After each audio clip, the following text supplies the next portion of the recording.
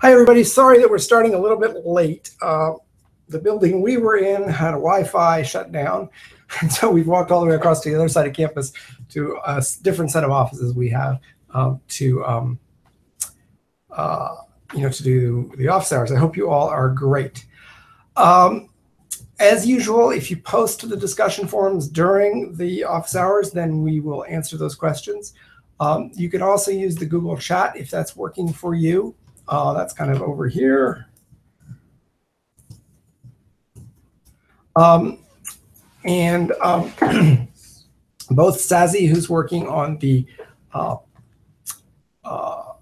fifth and sixth courses in the MicroMasters are here, as well as Erica, who is working on the How to Code courses and the third and fourth courses. So I'm just going to jump over right now, right away, to the questions that are showing up in Verified Virtual Office Hours in the Simple Data course. I'll do the Simple Data course first, and then I'll do the other course. Here's movie. Do you want it? That's Yeah, the first question has to do with what section's it in? If you go to Problem Bank, you can just grab it. Okay. I'm going to switch so that you're looking at the same screen. I'm looking at screen share, right? Yeah. Screen share. Application window, we'll start with that.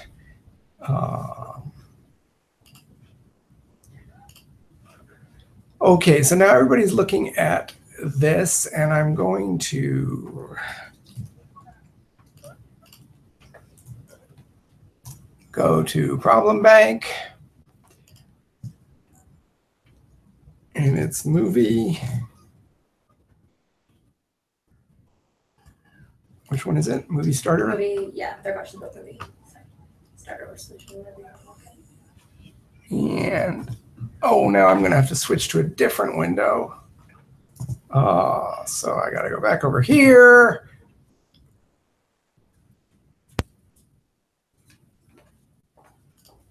And I got to screen share a different window. This time, Dr. Racket. And the question is,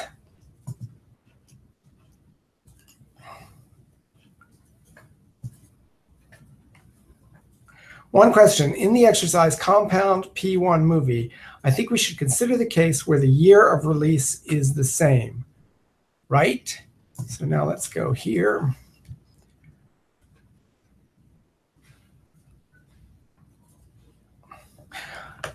Right, so that has to do with problem B, I think. And the question says, you have a list of movies you want to watch, but you'd like to watch your rentals in chronological order. Design a function that consumes two movies and produces the title of the most recently released movie. And the question is, should you consider what happens if they're released at the same time? And this is one of these problems where we quite deliberately left the problem description a little bit vague. But what I would say is that the person asking this question has zeroed in on one of the ways in which the problem is vague. And if I was working on this problem and all at once I thought about that, I might have written the signature. I might have said, let's see, movie, because it consumes two movies. And it produces the title of the most recent movie. And all at once it hits me, wait a minute, what if they're the same year? Then I would just put a note to myself really quickly, bang, bang, bang. Consider case when same year. And then later on, when I got to doing the tests,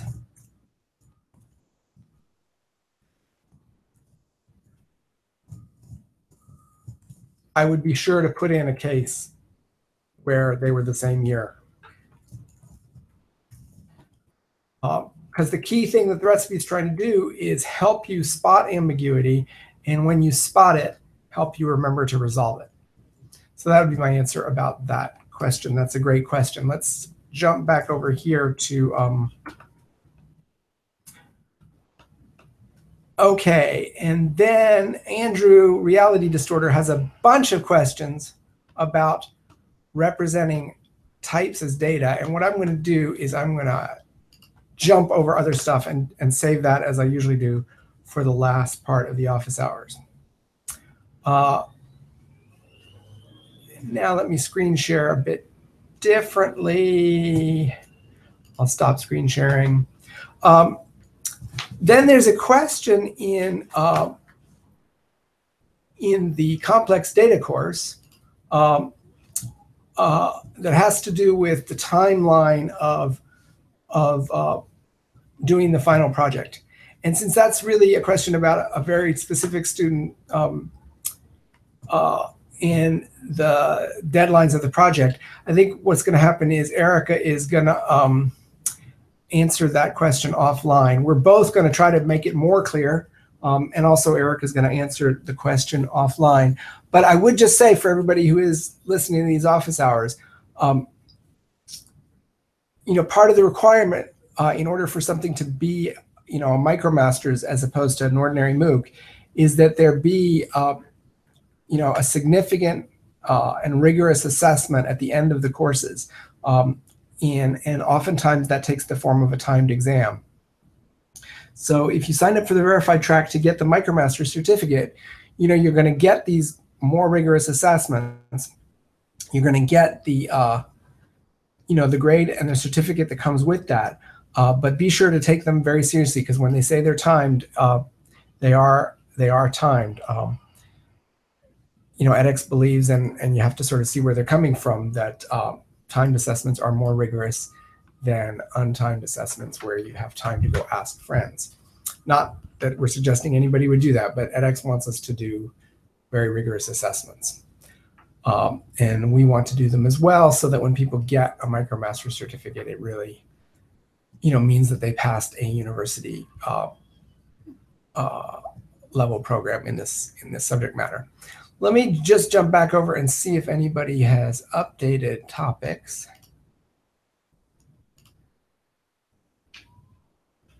There's nothing in complex data.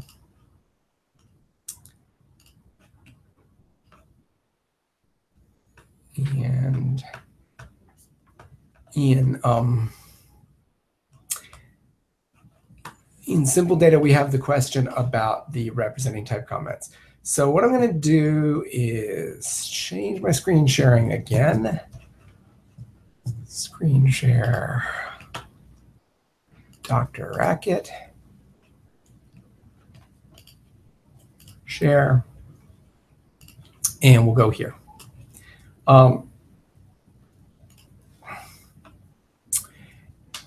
And I'll look up the question. Oops, I'll look up the question. Okay, there's a whole bunch of questions from Andrew, and they're all very well worked out. The first one is question 1. In define struct type def, why is there a field called prim ? Will this be used by the generate template function that we're working towards? So the question is, why is this field here? And I'll tell you a story. Actually, I've managed to simplify this exercise in the past couple of weeks in order to get rid of things that aren't immediately apparent. And certainly prim is one of them. The reason this is here is you need to know, think about the type rules. Think about the template rules. You need to know when you get to a type, is it a primitive type or is it the name of some type that I should fetch, right? You need to know, look, I've gotten to number. I just treat that as atomic non-distinct. Whereas if I get to a thing called airplane, I treat that as a reference. And so that's exactly what this was intended to do, was let you know of a given type. Is this one of the primitive types, or is it a user-defined type? So that's why that was there. Let's not talk about this right now. Let's not talk about this right now. The next question is, why are we using structures, compound data, for atomic, distinct, and one of anyway, given that they all only have one field? Is it purely so that we automatically get the appropriate predicates that are generated when using structures? It's partly that. It's partly that. But let me point something out. A type can be a string. So for example, a type can be a string like ball. That's the name of a user-defined type that you're referencing, ball. But a type can also be a distinct, right? So you could say, let's look at two different type comments. You could say, game is make game number ball. You can also say state is one of ball cat. I don't know. This is kind of a weird one. Well, if you represent this using these type comments, then you're going to have something like make compound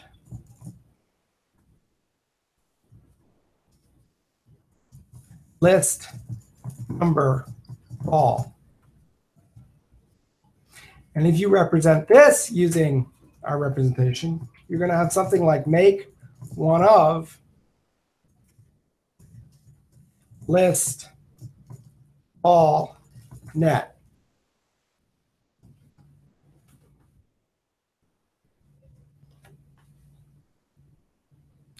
And that's a little bit of a problem because this ball isn't the name of a type. It's intended to be a distinct value, right? This is the distinct value, the string ball, whereas this is the type named ball. And if you represent it this way, you're not going to be able to tell those apart. So that's why what I did was to say make distinct ball, make distinct net. Now that's a type. It's this particular case of type. And that's a type. It's this particular case of type. And that string ball is a type. It's this particular case of type. I can tell the two apart. I know that that's a type name. I know that that's a distinct value. So that's why these are the way they are. Now you could try to get tricky. You could say, well, nobody's allowed to use uppercase names in one-ofs so that I can use uppercase names in types and la, la, la, la. And then that just ends up being a mess, right? That's going to break one day. So instead, I did it this way. That's a great question, Andrew. Thanks for zeroing in on it. Let's see what else we got. Question 3, what does the word class actually mean? This word and subclasses comes up from time to time as well as the word type. Do class and type mean precisely the same thing? There's a question.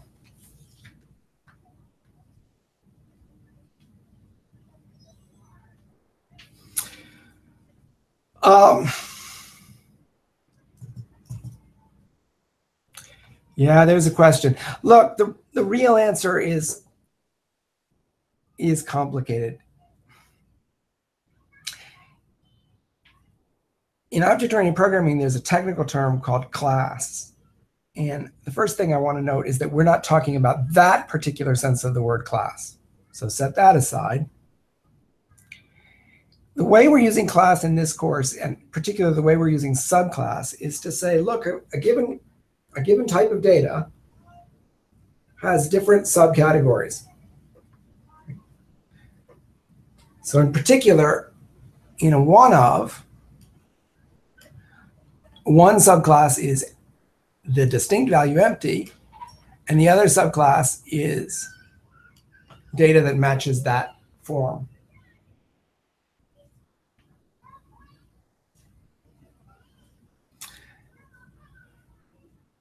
Now,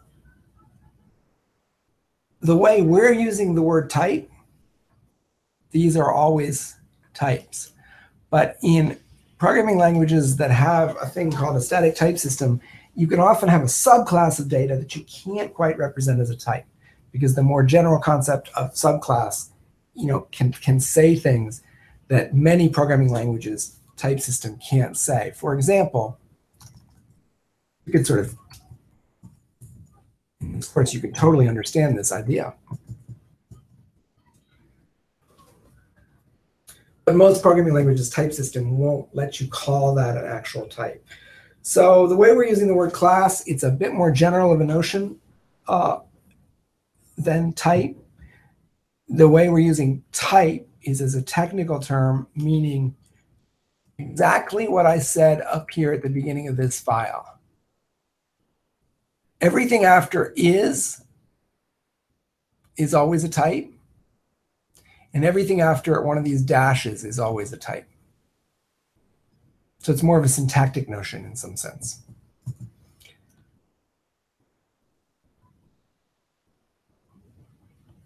That's Andrew's first three questions. Have you been checking whether they're hearing well? Yep, looks good.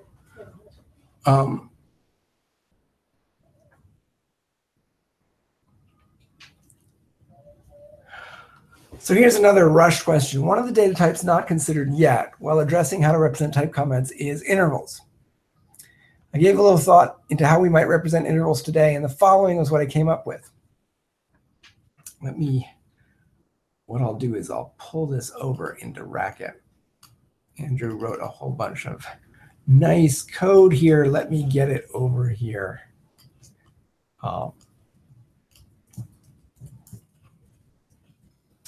New tab for now. I'm sharing Racket, right? Yeah.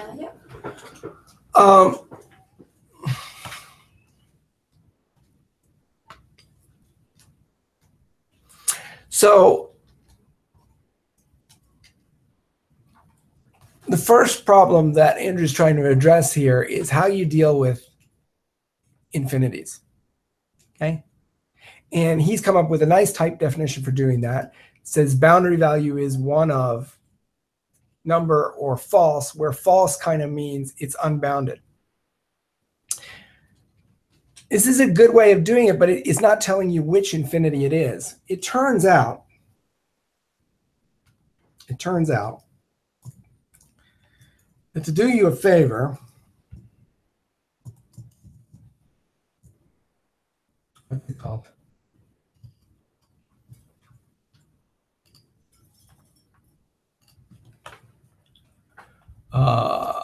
Infinity.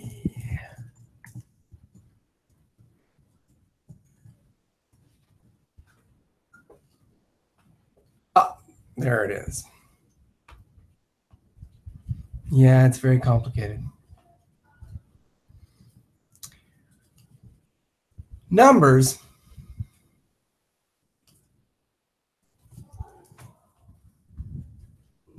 are an extraordinarily complicated part of a programming language, as it turns out. They end up being much more complicated than you might want. In this particular language, there are these values. This is the floating point positive infinity and the floating point negative infinity. And what you could do, what Andrew could have done, was to simplify a little bit of this by just using these, by just saying, well, I could use those numbers if I want to represent the infinity. And so you wouldn't have had to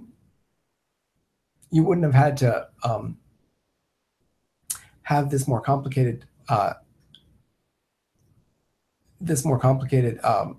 type comment.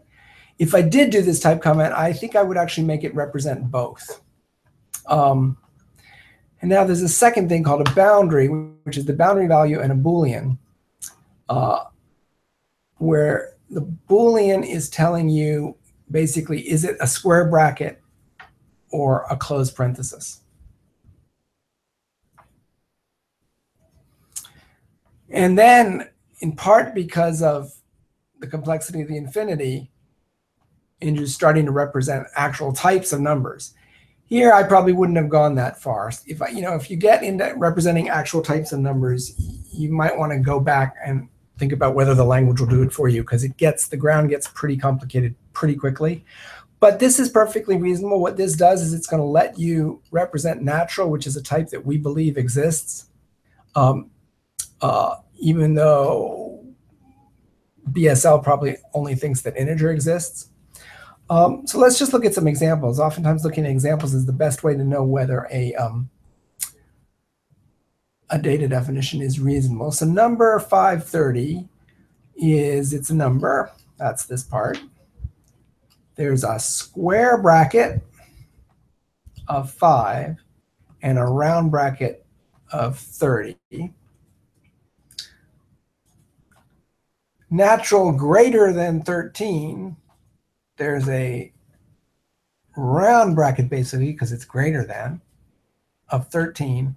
And then there's this infinity value. And this looks like it's working pretty well. This will represent the things that Andrew's trying to represent. Whenever you have a complicated data definition, you follow the method, you do exactly what Andrew's done. You think about the information you're trying to represent. You represent it as data. You come up in a reasonable place. And then you design some functions for a while and see, is this data definition convenient to use? It clearly represents the information in question.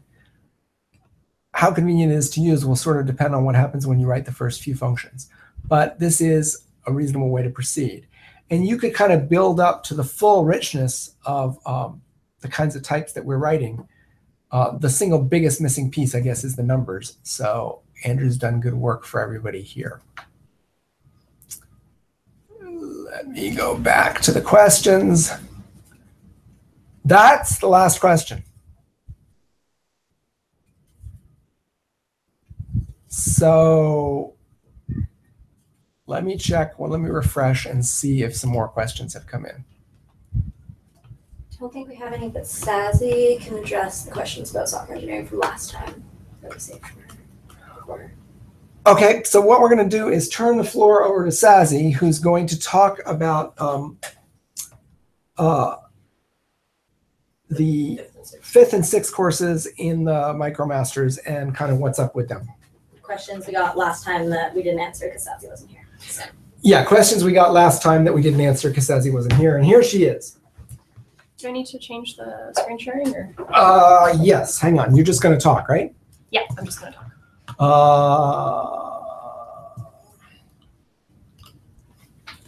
Ta-da! Hi, everyone. My name's Sazi. As Gregor said, I'm leading development on the 5th and 6th courses in the MicroMasters. And I just wanted to answer a couple questions that came up last office hours about those courses. So the first question we had was, the MicroMasters course Software Engineering Introduction description says that we will learn information security. What specifically will we learn about this topic, and will we implement these concepts in the course's final project? So that would be the capstone project or the 6th course. So it's hard for me to answer this in too much detail without just giving you the entire unit of the course, but at a high level, we're going to talk about common requirements for software security. So namely confidentiality, integrity, availability, and accountability. We'll also talk about the steps that are involved in securing your systems, as well as some industry standard security principles. So some of these would be defense in depth, least privilege, principle of separation of duties, etc. So in the capstone project, we won't explicitly require you to implement the security principles and mediation strategies that you've learned from the introduction course, but you will have all the tools that you need to be able to implement that in your project if you wish, or just in your personal projects in your spare time. So the next question we had was, will we learn front-end frameworks like React in the MicroMasters and how they can be used with TypeScript? This would be great. So we'll mostly be focusing on back-end development in the Software Engineering Introduction course. You will learn how to integrate several different JavaScript libraries and frameworks with TypeScript specifically, such as we'll be using Node.js quite a bit.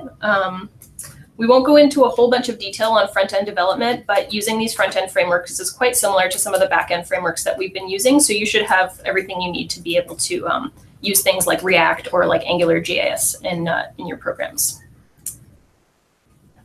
And the final question we had was, what will we build in the capstone project for the last course of the MicroMasters?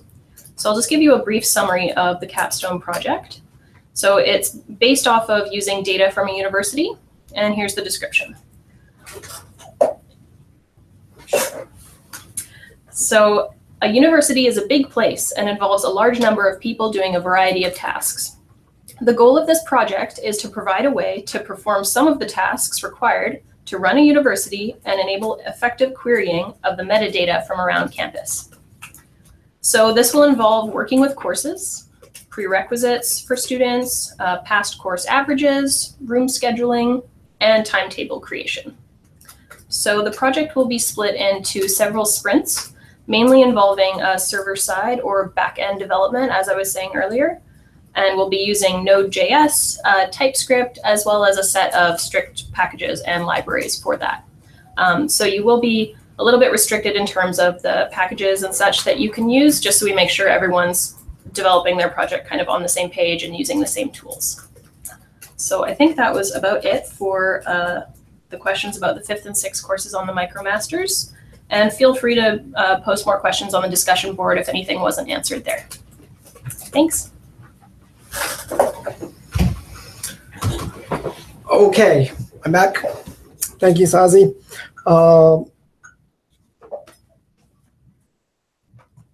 Any more questions come in? We haven't got any more.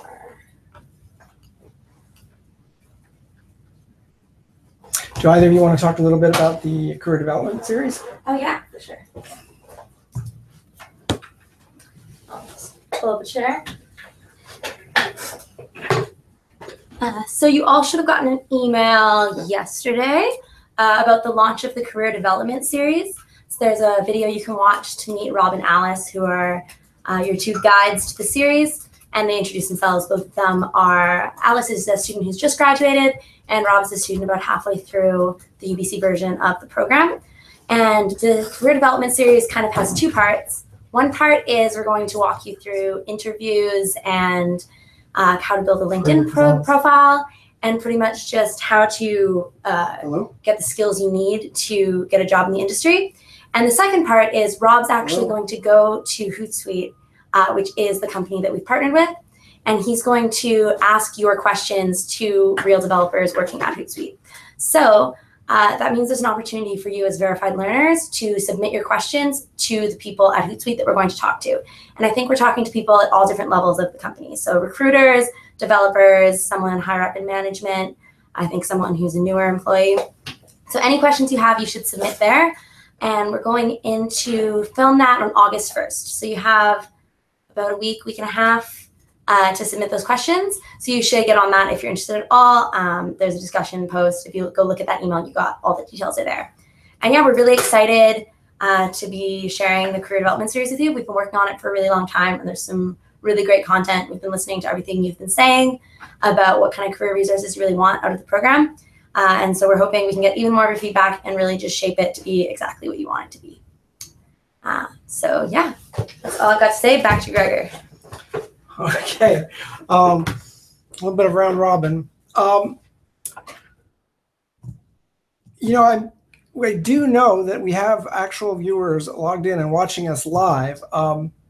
So I'm just going to really encourage you to jot down a quick question in either of the discussion forums. We do have one question now on the live chat. Take a look. Alfonso has given us a question. How come I don't see that? I don't know. Glitchy.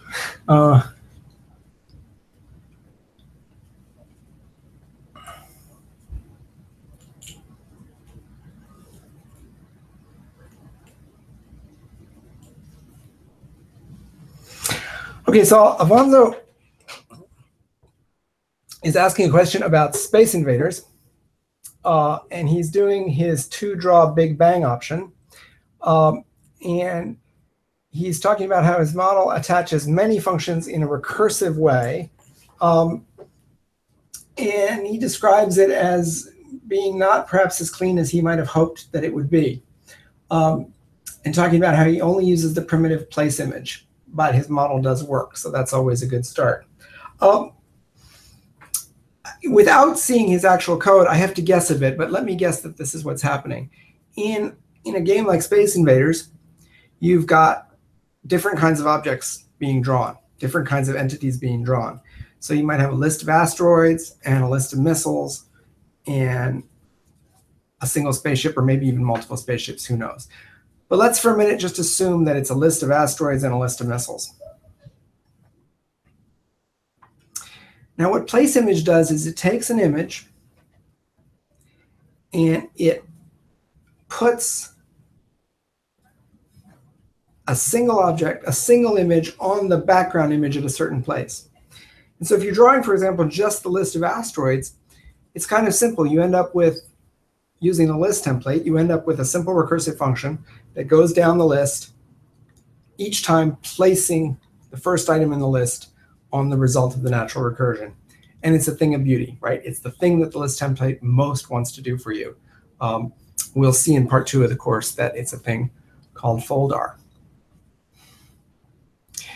But if you got a list of missiles and a list of asteroids, and you design both functions that way, you got a bit of a problem, because the one is going to give you back an image with all the missiles on it, and the other is going to give you back an image with all the asteroids on it, and you kind of can't put those two together.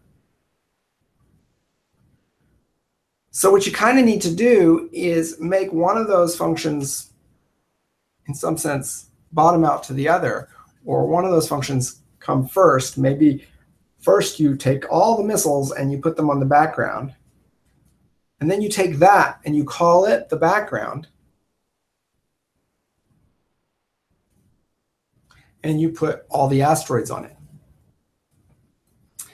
Now remember, there's a rule that says that when you, I'm going to switch now to screen sharing.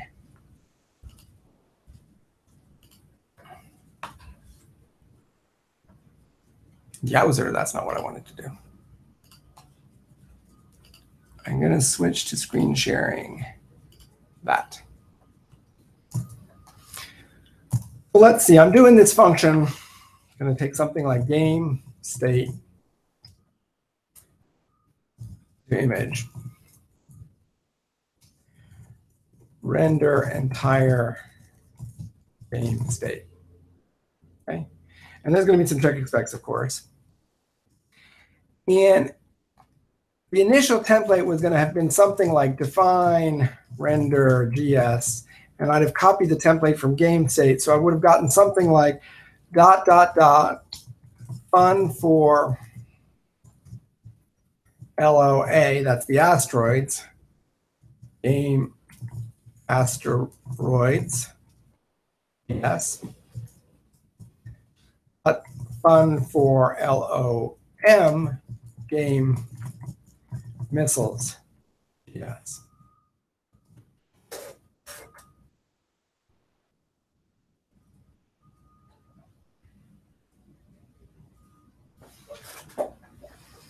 You say to yourself, okay, well, what's this thing got to do? Or what's this thing got to do? It's got to put all of these missiles on the background. I might call this place missiles.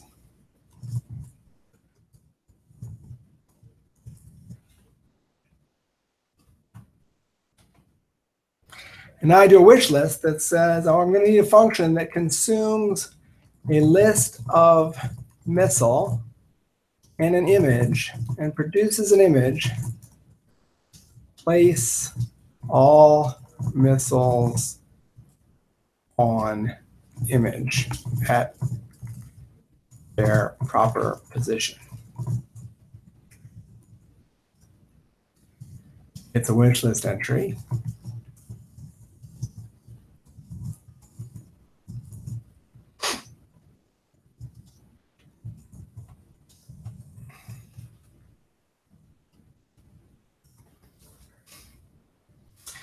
Okay, that's that part. Now, what does this thing have to do? Well, it has to place, hang on just a second. I'll give you a complicated story. My builder is working on my house right now and is texting me a message. So I'm asking Erica to answer it. Sorry about that, but it's a stressful thing. This thing, just say hey later, has to place all of these asteroids on what? Well, it has to place them on the result of this. So that paren goes away. All of this goes away. Whoops, not all of that, but all of that goes away. And I not call this place asteroids. And I end up doing a wish list entry that's very much the same. List of asteroid image.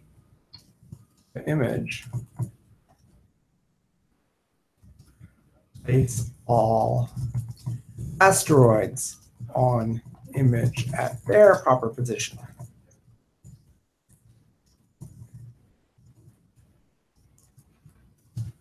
Bang.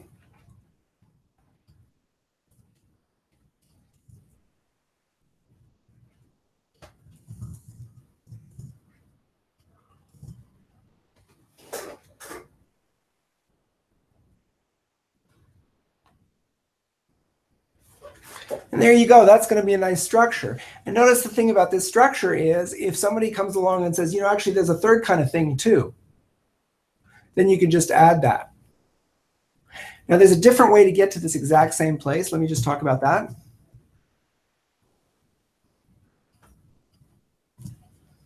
Which is you go back here and you say, you get all the way back to the template. Let me just quickly recover the template, the original template.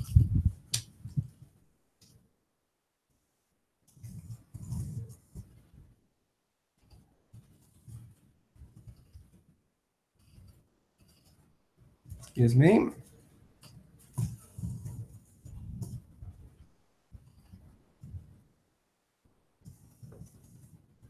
And a different way to get to the same place is to right now say, let's see, first I have to operate on all of the asteroids or all of the missiles, and then I have to operate on all of the other ones. Oh, it's a function composition. It's a function composition, something like this.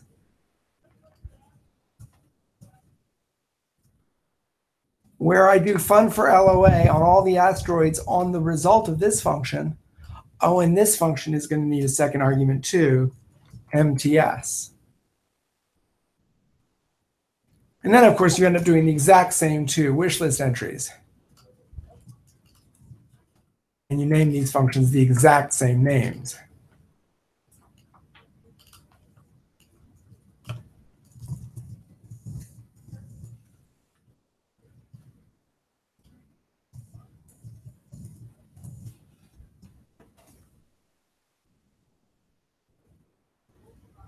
I wound up in the same place because really that's what it is. It's a function composition.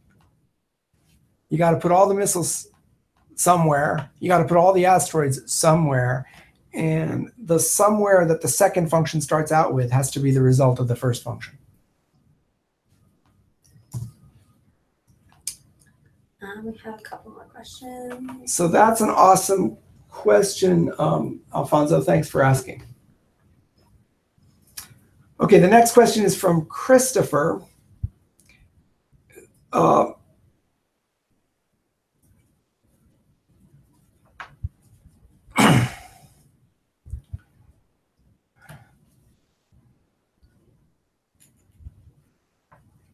I'm looking at Erica a little bit.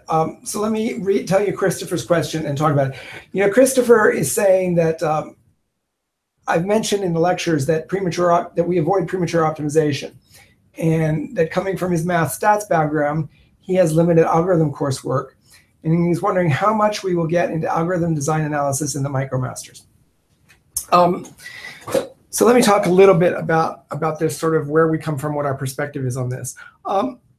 We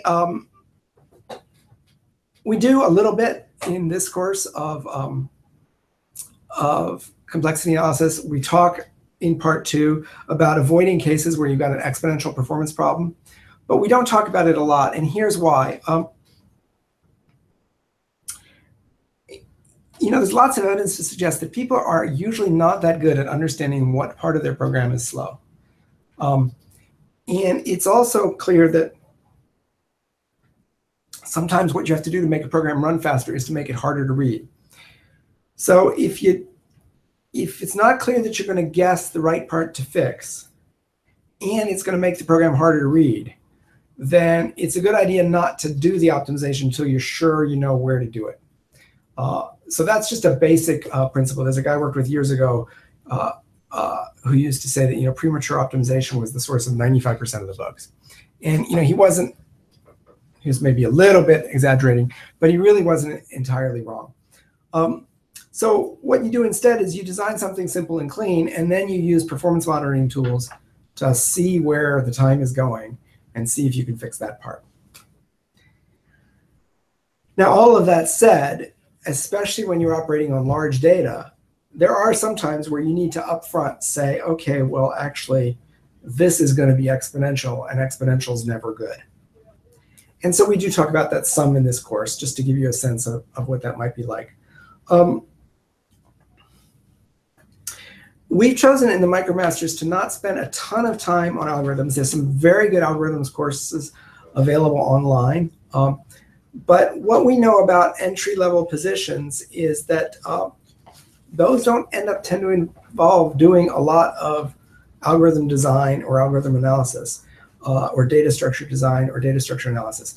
They tend to involve more using a library of those tools and using a library of proven algorithms or proven data structures and using it well.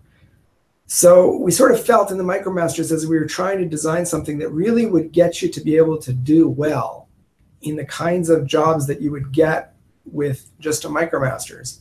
The algorithm analysis really wasn't, in many cases, part of the toolkit you needed. It does come up in interview problems sometimes, but a lot of people will tell you that kind of the last time they used it was in the interview. And so we're trying to prepare people for interviews in a different way, with subject matter that they would actually use more in the course. Long talk, but the short of it is we're only talking a little bit about algorithm analysis in the MicroMasters because we don't think it's really quite what you need to get going. But if it's really what you want, there's some awesome MOOCs out there about algorithm analysis. You got another one? I don't think we have anything else yet. I don't think we have anything else.